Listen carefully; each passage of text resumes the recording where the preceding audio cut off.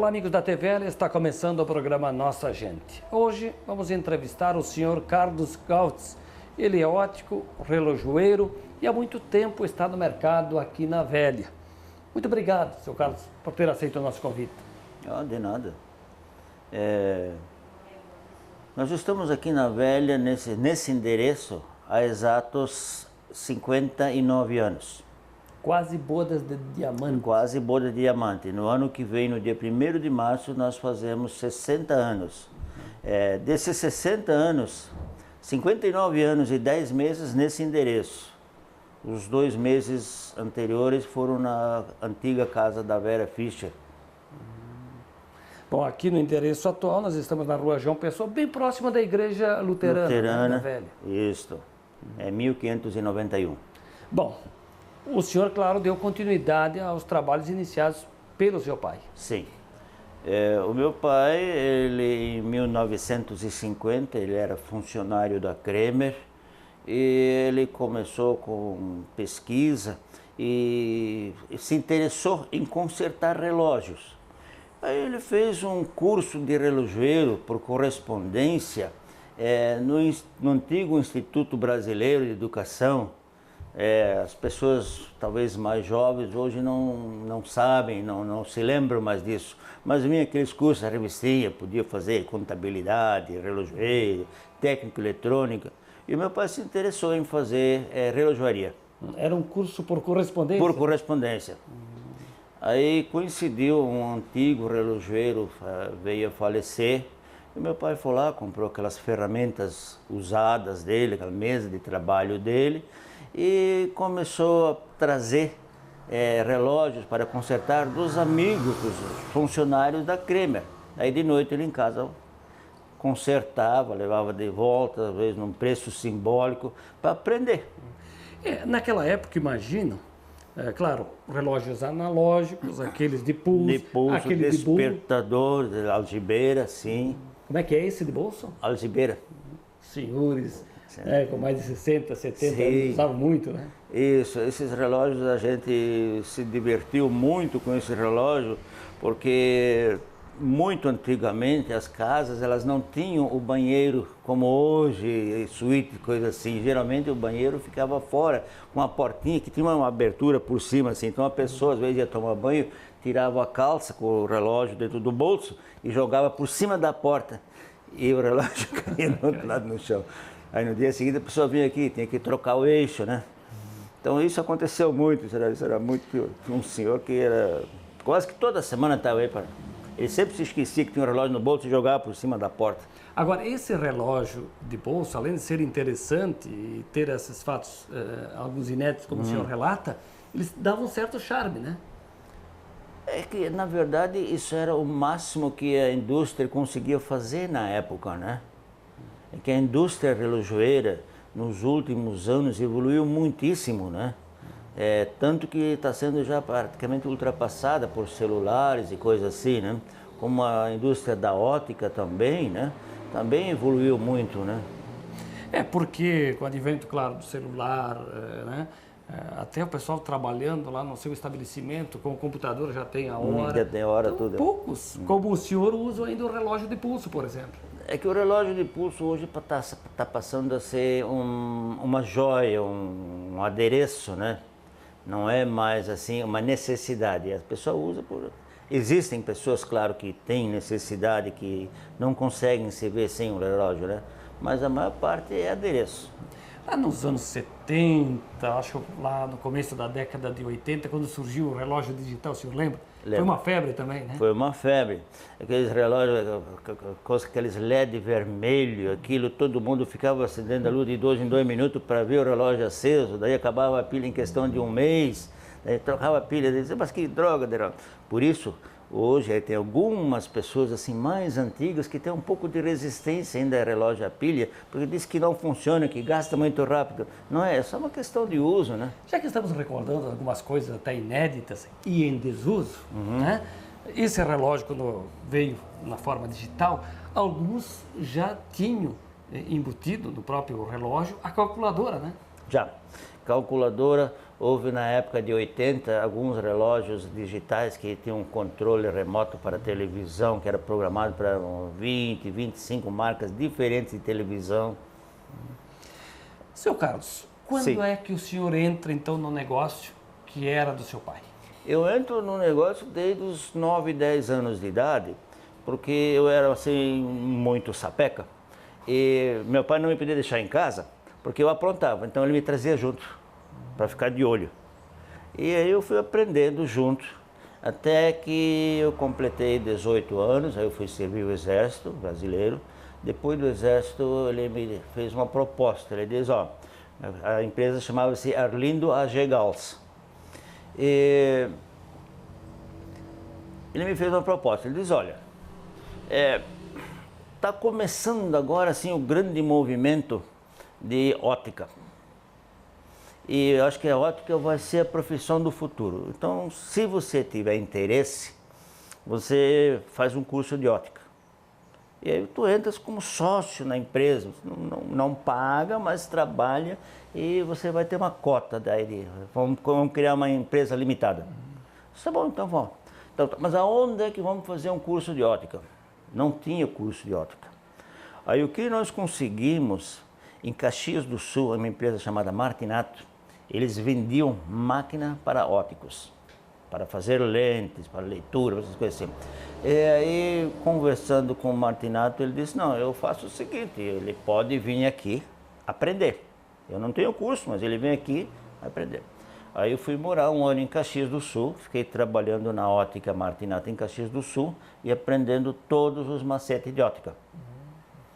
Depois tinha que fazer, para poder exercer a profissão, tinha que ter o diploma. Aí, esporadicamente, se fazia não era um curso, era uma prova, né? Então tinha que ficar sempre de olho para saber onde é que tinha. Às vezes tinha em Porto Alegre. Aí um dia descobrimos que ia ter um exame para ótico em Curitiba. Aí fomos para Curitiba, me inscrevi no exame, fiz o exame de ótico, passei no exame de ótico. Aí esse diploma foi registrado, tinha que ser registrado na época na Vigilância, na Anvisa e na Vigilância Sanitária. E o senhor aprendeu fácil lidar com isso? Sim, eu aprendi fácil a lidar com isso. Isso não é muito difícil. Isso só precisa ter, por exemplo, um pouquinho de conhecimento de matemática, né? Bastante conhecimento de matemática e muita ética. Precisa ter ética porque senão a pessoa começa a atropelar as coisas, né? Então tem que fazer matemática. E no mais é um trabalho manual como qualquer um, né? Tem que colar a lente, tem que sulfaçar ela, polir ela, deixar ela na medida certa. Claro, além da medida, né, do grau da lente, é todo um trabalho para chegar ao produto final. E isso aí requer habilidade, não? Isso requer um pouco de habilidade. Mas essa habilidade ela é fácil de adquirir, ela não é assim uma profissão que é muito difícil de adquirir. Tem que ter um pouco de persistência. Hoje é muito mais fácil. Quando eu comecei, na época, não havia máquinas modernas, era uma chapinha de ferro que com lacre se colava o vidro daquela chapinha e manualmente se desbastava a lente até chegar no grau que precisava, depois tinha que polir, e isso era vidro na época, isso dava muita quebra, às vezes a lente estava praticamente pronta, aí quebrava a lente, aí tinha que fazer tudo de novo. Ou às vezes a lente já estava pronta, na hora de soltar a lente do ferrinho do lá que ela lascava, quebrava, não se podia aproveitar. Hoje em dia se fazem 6, 7 pares ou mais simultaneamente nessas máquinas modernas, mas na época não, era lente por lente manual. Pois é, porque tem todo também um trabalho que procura dar uma estética de acordo até com o formato do rosto da pessoa, essas coisas, né? Para ficar bem. Isso já é uma coisa mais nova agora também, né? Isso já é uma coisa mais nova, a estética e coisa assim é uma coisa mais nova. Quando eu comecei, não havia, por exemplo, assim, uma grande preocupação com a estética, havia preocupação com a qualidade e com o resultado final. Você vê hoje, por exemplo, se faz cirurgia de catarata. Quando eu comecei na profissão, você fazia uma cirurgia de catarata e não se colocava uma lente dentro do olho. se corrigia a visão da pessoa operada com a lente. Então dava aqueles fundos de garrafa, 9, 10 graus de dioptria, lente pesada, coisa assim, né? A pessoa andava até meio corcunda de tão pesado que ficava a lente. Hoje não, hoje se faz uma cirurgia, o médico faz em 20, 25 minutos, a pessoa já sai enxergando normalmente bem para longe, né? Essa relação médico e o trabalhador, no caso do senhor aí, que trabalha na ótica, é fácil é um trabalho de sintonia? Olha, eu não posso afirmar pelos outros, o que eu posso dizer por mim. Eu, nesses últimos 40 anos que eu estou trabalhando como óptico, eu nunca tive nenhum atrito com nenhum médico em nenhuma situação.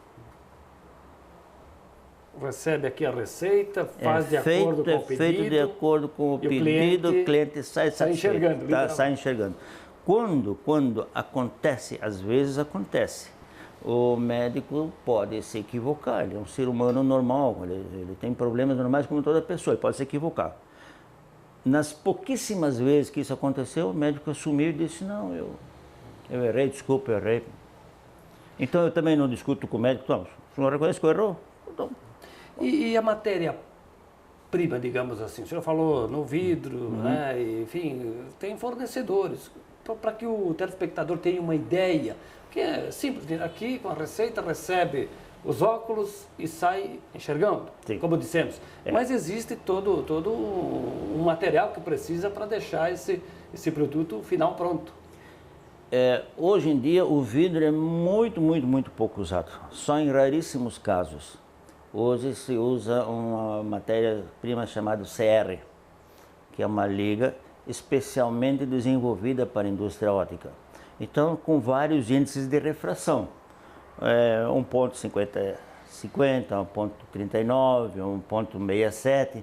Quanto maior o índice de refração, mais fina a lente vai ficar, mais leve ela vai ficar, mais cara ela também se torna. Esse CR39 é uma resina especial e que arranha com facilidade. Então já existem tratamentos hoje, inclusive tratamentos muito bons que dão 2 anos de garantia contra risco, contra arranhão e coisa assim, né? No uso normal, né? Que até o vidro, que é duríssimo, né? Jogou na areia, no chão ele arranha também, né? Mas o acrílico é bem mais leve. Depois existem materiais, por exemplo, para quem trabalha em indústria, que precisa de um óculos não só para enxergar. Aí é segurança. De segurança. Aí é usado o policarbonato. O policarbonato não é o material ideal para lente de óptica, né? Para lente oftálmica, não é o material ideal. Mas ele, com antirreflexo, ele fica 98% transparente também e é inquebrável, né? Tem aquela vantagem que... Seu Carlos, vamos fazer um breve intervalo, a gente toma uma água, até porque está um pouco quente, ou certo, muito quente. Muito quente. E retomamos essa prosa em seguida, pode ser? Pode ser, pode ser. Carlos Gautz é o nosso entrevistado hoje no programa Nossa Gente, que faz um breve intervalo. E logo estaremos de volta. Até já.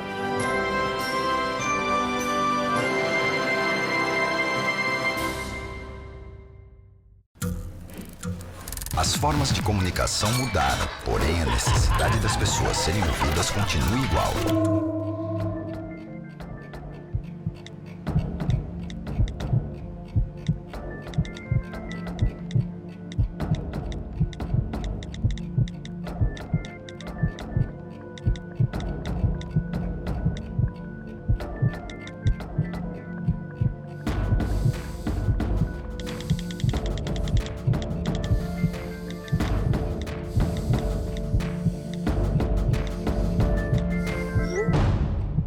Compartilhe com o CVV aquilo que você não divide com ninguém. Valorizar a vida, é isso que o CVV faz. Ligue 141 ou acesse cvv.org.br e receba apoio emocional.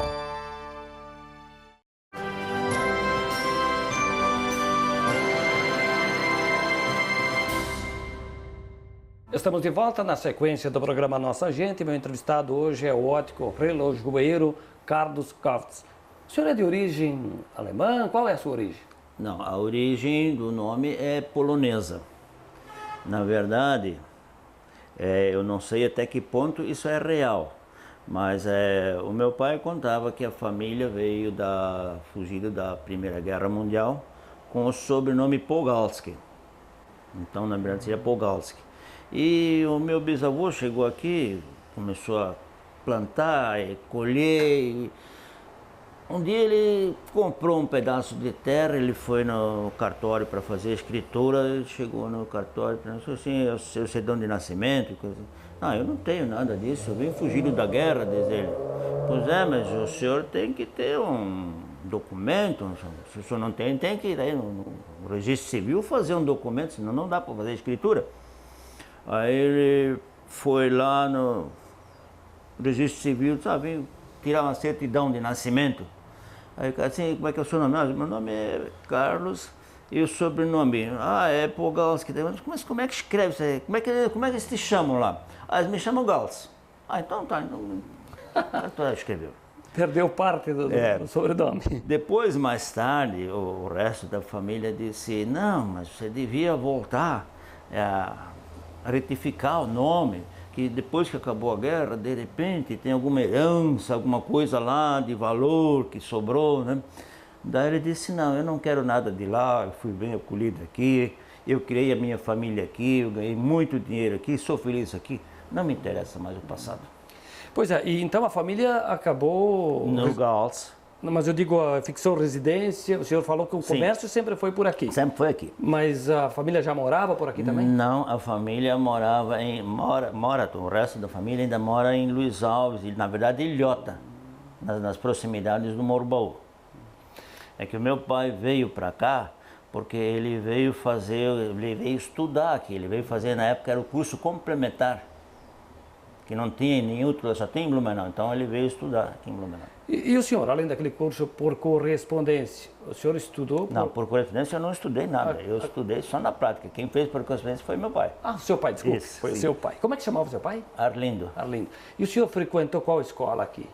Eu frequentei o Adolfo Konder, o Luiz Delfino, o Pedro II. Então fez aquele estudo básico. Tudo básico. Bom, e claro, conciliou trabalho, escola, foi para o exército, lazer, essas coisas, gostava de esportes, como é que era? Eu jogava bastante ping-pong na juventude, né?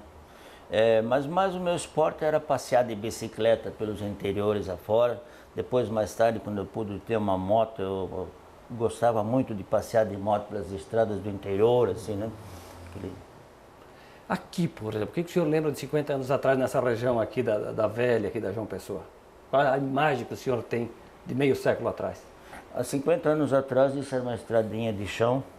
O único lugarzinho que tinha um pouquinho de calçamento aqui na frente do posto, que era o posto Wolf, né? Hoje é o posto, acho que era da Atlantic. Ali tem um pouquinho de calçamento, porque ali tem a empresa de ônibus do seu Fiedler, seu Oswaldo Fiedler, de um lado, e o seu Fritz Wolf tem posto de gasolinota. Então, ali no meio tinha um pedacinho de calçamento. Aqui era tudo barro ao redor, aqui se fazia corrida de automóvel antigamente, o Lilica participava dessas corridas aqui, a gente ficava pendurado no morro da igreja aí para assistir essas corridas.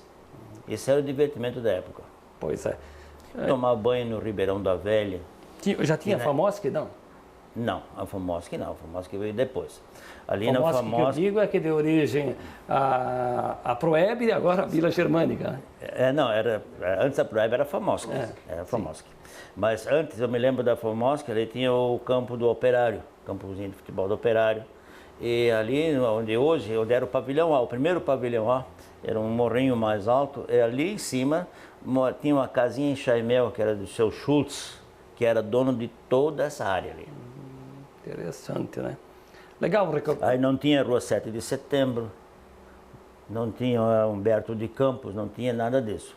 Mas já estava projetado naquela época. Mas eu imagino que também tinha poucas casas, comércio limitado, né? Não tinha muitas casas, tinha pouquíssimas casas. Aqui, essa construção da igreja, nada disso não tinha. Aqui tinha 3 casas, era essa aqui, a do lado e a seguinte. Depois tinha a casa antiga da Vera Fischer e depois ele fez a nova, aquele prédio novo, grande, ele fez depois. O primeiro prédio dele era um pouquinho pouquinho antes. Por falar na Vera Fischer, o senhor lembra bem dela? Lembro. Eu lembro bem dela. Ela morou por aqui, Sim, né? nós éramos vizinhos, né? De vez em quando brincava, né? O senhor tem... Eu acho que ela está próxima da sua idade, né? Sim, tem a mesma idade. Tem um ano mais. Legal. Agora, em relação ao trabalho. Vamos falar Sim. de trabalho de novo. O senhor falou da questão ótica, falou do conserto de relógios, mas o senhor hoje se especializou em placas, em troféus, né? Na verdade, não fui eu. O meu pai começou com isso porque ele fazia serviço de ourivesaria também. E antigamente as medalhas não eram como hoje, que vinham prontas, estampadas só para gravar. As medalhas tinham que ser feitas, as medalhas eram demoradas para fazer. As medalhas eram feitas uma chapinha de metal, amarelo ou mesmo prata, para quem tinha um poder aquisitivo pouco melhor, mandava fazer uma chapinha de prata, desenhava a lápis em cima, pegava uma serrinha e recortava aí. Depois com um burril, fazia os desenhos em cima, tudo à mão. Isso era assim, eram as coisas assim, ó. Era feito assim. Faz a chapa inteira, faz o desenho em cima, depois isso aqui você faz. Isso aqui já é feito agora um trabalho mais novo, isso aqui já é feito com broca de dentista. Agora já tem auxílio da máquina. Agora, não, isso aqui não se faz mais. Ah, não faz mais? Não se faz mais. Eu faço ainda às vezes para um pedido especial, para quem está disposto a gastar um pouco mais, porque isso aí não se faz mais, porque isso aí caiu em desuso, porque isso é um trabalho muito grande, muito demorado para fazer. Enquanto faz uma medalha dessa, você faz 2 anéis, 3 anéis, e a proporção de lucro entre fazer uma medalha, fazer um anel, mais interessante fazer um anel, né? E lá no começo, no trabalho do seu pai, o senhor iniciando aqui também, essas medalhas tinham muita saída. Imagino que uns festivais de clubes de caça e tiro, isso aí, né? Não, esse aí foi o bom da história, porque essas medalhas eram difíceis de fazer, eram demoradas de fazer, eram caras de fazer. O meu pai, um dia ele disse, ele ia para São Paulo fazer compra, trazer as coisas de São Paulo. E um dia ele chegou de viagem de São Paulo e disse, filho, eu comprei 3.000 medalhas prontas. Como 3.000 medalhas prontas? Sim, eu comprei 3.000 medalhas prontinhas, já, só para gravar, só para escrever atrás. Mas quando é que nós vamos vender isso 3.000 medalhas? Bom, quando nós vamos vender, eu não sei, mas o que está comprado está. E aí vieram as medalhas, vieram as 3.000 medalhas, e vendemos rápido essas medalhas. Aí nós descobrimos uma empresa aqui em Joinville, Indústria Metalúrgica Vitória, que estava fazendo essas medalhas também já em estoque, mas era uma empresinha assim de fundo de quintal, então ele fazia 10, 12 medalhas, 15 medalhas, quando tinha 10, 12 medalhas prontas, ele vinha aqui e vendia. Daí nós comprava. Mas se tornava mais caro do que aquelas medalhas prontas de São Paulo, que eram medalhas fundidas, estampadas, eram feitas milhares de medalhas na prensa, e passou a vender mais a medalha pronta, estampada.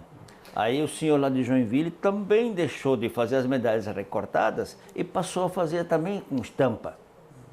Agora, Carlos, e as placas, que acabam sendo personalizadas também aqui, né? Sim, as placas é uma história à parte, porque a pessoa às vezes quer fazer uma homenagem, quer fazer um reconhecimento para alguém, e a pessoa às vezes tem tudo o que precisa, porque começou com bodas de prata e bodas de ouro. A pessoa tem tudo, a pessoa não quer um relógio, não quer um prato, mas ela quer uma lembrança. Aí passamos a fazer placas de prata, que eram gravadas. Aí uma indústria de Caxias do Sul disse, poxa, mas por que nós temos que usar um material tão nobre para fazer placa, se nós podemos fazer uma placa de alpaca? Que é esse material que é usado para fazer talher de prata, que tem um pouco de prata junto com um metal amarelo e se torna branco que nem prata. E aí passou-se a fazer placas de alpaca, vendendo como placa de prata. Aí mais tarde eles tiveram uma outra ideia, como a alpaca também tinha um preço elevado, então, mas por que nós não podemos fazer a placa de latão e dar um banho de prata? Porque na gravação não sai aquele banho de prata, esse banho de prata fica. E aí passou-se a vender placa de prata, de latão prateado. Se tornou bastante mais em conta. Bom, é claro que a gente percebe aqui no seu estabelecimento uma variedade de troféus, né? Que é o símbolo da entrega à coletividade. Sim. Quando, por exemplo, uma equipe de futebol ganha um torneio, uma competição. Queria que o senhor falasse um pouquinho sobre também essa questão. O troféu é o reconhecimento de um grande esforço. O troféu em si, às vezes, ele não tem um valor monetário, mas para quem conquista o troféu, para quem lutou para conquistar aquele troféu, aquilo tem um grande valor. Pelo esforço, em reconhecimento ao esforço que aquela pessoa fez. Não só a equipe, às vezes individual também, às vezes o cara é o cestinha do basquete, ou o cara é o artilheiro, ou ele é o campeão do bolão, ou da bocha, né? Ou mesmo do tênis de mesa, né? Para quem consegue superar uma disputa, é um reconhecimento de grande valor.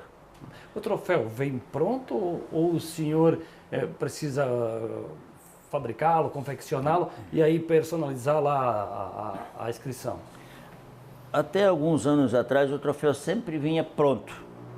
Hoje a gente faz diferente. Eu compro, por exemplo, em peças e vou montando conforme a necessidade, porque no resto do Brasil, em grande parte do resto do Brasil, só se vende futebol ou Vitória. Então, Vitória é para qualquer tipo de esporte. E eu me especializei nisso e comecei a fazer troféus para basquete, para bolão, para bocha, para tênis, para truco, dominó, para qualquer tipo de esporte. Vendedor, né? Então, um cara com a malinha na mão, né? Melhor vendedor do ano, né? A empresa, né? Tem prêmio Inclusive, destaque, né? Então eu compro as peças e monto conforme a necessidade. Então, além, claro, dos troféus, das placas, tanta coisa que a gente vê aqui, eu vejo também que tem forma de se fazer homenagens com um prato, por exemplo, uma porcelana, né? Como é que funciona isso? Isso é usado principalmente, eu não trabalho aqui com esse material, mas também existe em cristal, personalização para bodas de ouro, prata, boda de diamante. Eu mandei fazer alguma coisa para bodas de diamante, porque quando alguém vem também não sabe o que comprar. Então eu tenho vendido de vez em quando também. Sei que é muito difícil a pessoa atingir aos 60 anos de vida matrimonial, mas acontece, né? E quando a pessoa tem prazo, tem tempo, eu personalizo esses pratos, essas lembranças, copos, xícaras, tem joguinho de pires. Tem situações que vai da moda. O que mais é procurado, que o senhor mais vende hoje aqui? Tem mais saída, digamos. Hoje o carro forte da empresa é ótica. Ah, ótica. É ótica, o carro forte da empresa é ótica. Bom, o senhor trabalha aqui, continua dando sequência, né, ao trabalho iniciado pelo seu pai, o Arlindo, né? Sim, o Arlindo. E eu vi a Cíntia aqui, que é a sua filha, quer dizer, é um trabalho que continua em família. Na verdade, não sei. A Cíntia, ela está só usando o ambiente para fazer um trabalho dela de teatro, que ela mexe com teatro e coisa, né? Então, ela está me dando uma mão, ela me dá uma mão. Sim, legal. Ela dá uma força legal, né? Ela, inclusive, ela é formada em ótica também, né? Pronto. Daqui a pouco pega a gente e vem para cá da sequência aos trabalhos da pode, tomara, mas ela não tem assim muita intenção disso, não. Pelo menos ela não, até hoje não falou que tem intenção disso. A intenção dela é fazer teatro. Seu Carlos, muito obrigado, hein? Obrigado a você, Sucesso. Obrigado pela entrevista. E nos colocamos à disposição do pessoal, do povo, para que a gente possa atender com seriedade, honestidade e perseverança. Carlos Galtz, o nosso entrevistado hoje no programa Nossa Gente, que vai ficando por aqui. Eu te convido para seguir acompanhando a programação da TVL. A todos, um grande abraço e até a próxima.